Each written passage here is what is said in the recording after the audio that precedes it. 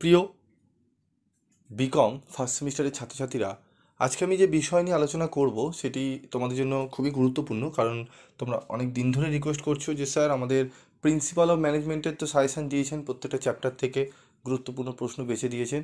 আমাদের ইডির সাবজেক্ট থেকে যদি গুরুত্বপূর্ণ এই চ্যাপ্টার ওয়াইজ প্রশ্নগুলো দেন তাহলে খুবই উপকৃত হই।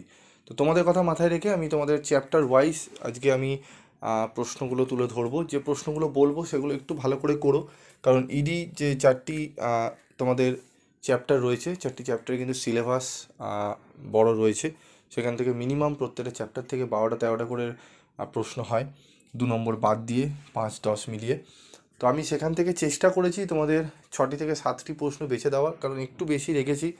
প্রথম নিউ সিলেবাস, ঠিক আছে, তোমাদের যদি কম পড়ে যাও অনেক ক্ষেত্রে কমন প্রশ্ন নাও আসতে পারে, তাই বলবো একটু বেশি রেখেছি, পড়ার চেষ্টা করো। তার মধ্যেও স্টার মার্ক আমি দিয়ে দিয়েছি।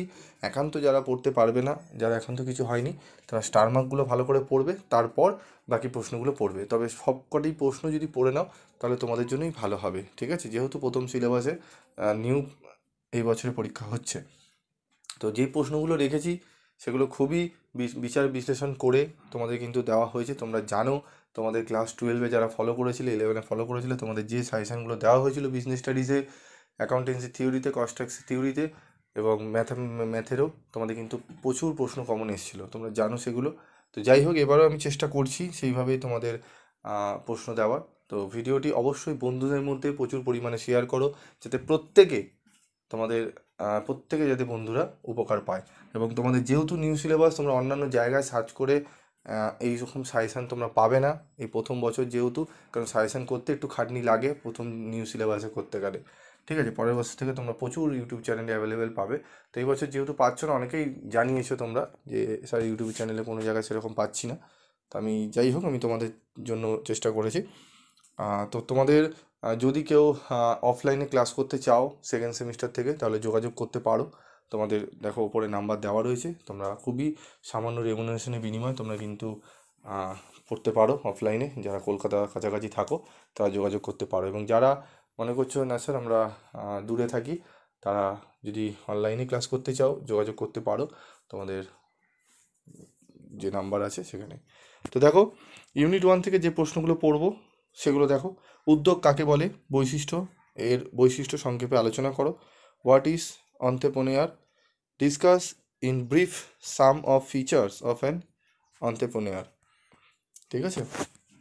উদ্যোক্তার কার্যাবলী বলতে কি বোঝো, উদ্যোগ সংক্রান্ত উদ্যোক্তার কার্যাবলী আলোচনা করো। What do mean by function of entrepreneur, discuss the entrepreneur function of an entrepreneur. উদ্যোগের প্রকৃতির ওপর নির্ভর করে উদ্যোক্তার ধরন সম্পর্কে ধারণা দাও। Give an idea about the types of entrepreneur base on nature of entrepreneurship, ঠিক আছে, অন্ত্রেপ্রেনা বলে, দেখে নেবে তোমরা। উদ্যোগ বলতে কি বোঝো, উদ্যোগ গ্রহণের উপাদানগুলি আলোচনা করো। What do mean by entrepreneurship, discuss the elements of entrepreneurship. উদ্যোগ গঠনকারী বা নির্ধারণকারী বিষয়গুলি উল্লেখ করো। প্রশ্নগুলি খুবই গুরুত্বপূর্ণ, তোমরা দেখে নেবে। উদ্যোগের গুরুত্ব আলোচনা করো, খুবই গুরুত্বপূর্ণ। এই গঠন, গুরুত্ব এবং উপাদান, এই 3টি প্রশ্নের মধ্যে তোমাদের 5 অথবা 10-এ কিন্তু প্রশ্ন আসবেই আসবে, ভালো করে পড়ে নেবে।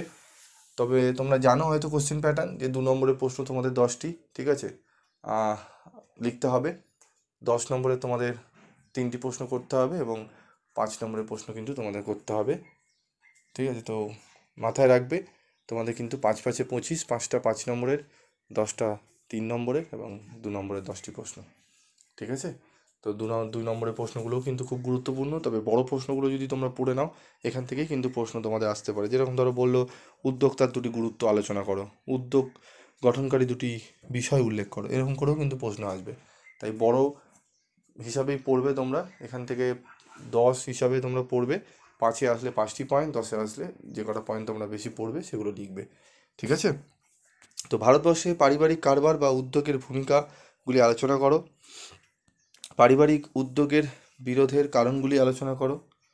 Mention the reasons of conflict in family business, পারিবারিক বিরোধ বা দ্বন্দ্ব নিরসনের উপায়গুলি বর্ণনা করো। Describe the uses of conflict resolution in a family business, তো এই প্রশ্নগুলো ভালো করে করো, 9টি প্রশ্ন এখান থেকে দেওয়া রয়েছে। এই 9টি প্রশ্ন যদি ভালো করে নাও তার মধ্যেও দেখবে স্টার মার্ক রয়েছে, মানে 6টি প্রশ্ন স্টার মার্ক দিয়েছি। এই 6টি প্রশ্ন আগে ভালো করে নিও, তোমাদের অনেকটাই তোমরা দেখবে পরীক্ষায় কমন পাচ্ছ। ঠিক আছে, তো পরবর্তী ভিডিওতে আমি সেকেন্ড চ্যাপ্টার নিয়ে আলোচনা করব।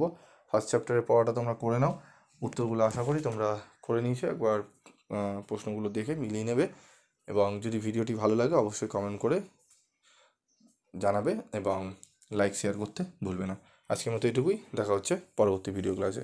এবং তোমাদের যে কমন যে সাবজেক্টগুলো রয়েছে, Aisi, common value added course, ঠিক আছে, সেই সাবজেক্টগুলো কিন্তু সাজেশনও আমি দিয়ে দিয়েছি, তোমরা গিয়ে ফলো করো, বেবি স্টাডি ক্লাস চ্যানেলে পেয়ে যাবে। আজকের মতো এইটুকুই।